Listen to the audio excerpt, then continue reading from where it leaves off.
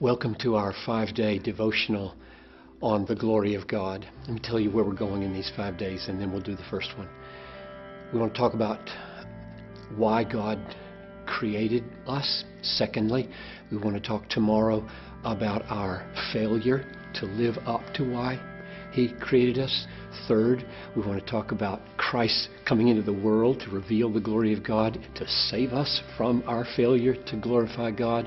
Fourth, what does a life look like to glorify God once you have been rescued by Him? And then fifth, what's the consummation of all things for the glory of God? So all of those relate to the glory of God.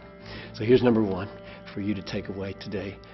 God created us for His glory. This is Isaiah 43, verse 7. Bring my sons from afar, my daughters from the ends of the earth, everyone whom I created for my glory. Which doesn't mean that He created us to increase His glory, but to display and to offer His glory to us as a gift for our enjoyment. Which means then that you go over to 1 Corinthians 10:31, text that my mom and dad always shared with me when I was a kid. Johnny, whether you eat or drink or whatever you do, do all to the glory of God.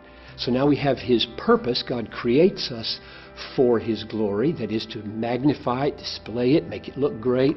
And then He tells us, live that way. Live so as to make God look great. So we have God's design in creating us for His glory, and we have our duty flowing out of that. And so the key question that we can leave ourselves with maybe for this first day is, how can I go to work today? How can I keep my house today? How can I raise my kids today for the glory of God? How can I eat pizza or drink orange juice to the glory of God?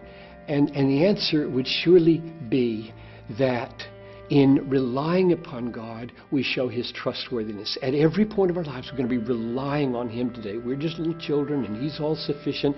And when you rely on Him, you make Him look great. And He made you to enjoy this glory. And I've always taught, I've tried to make it clear in everything I say, that God is most glorified in you when you are most satisfied in Him. So I think your biggest challenge today is be maximally satisfied in God. So that's my challenge and my prayer for you. May God grant you today to see that you are made for His glory. May He grant you to see that that's your ultimate, deepest duty, is to live so as to make Him look glorious, and that the central core way to do that is to fight for maximum satisfaction in His glory, so that weans you off of other sinful satisfactions.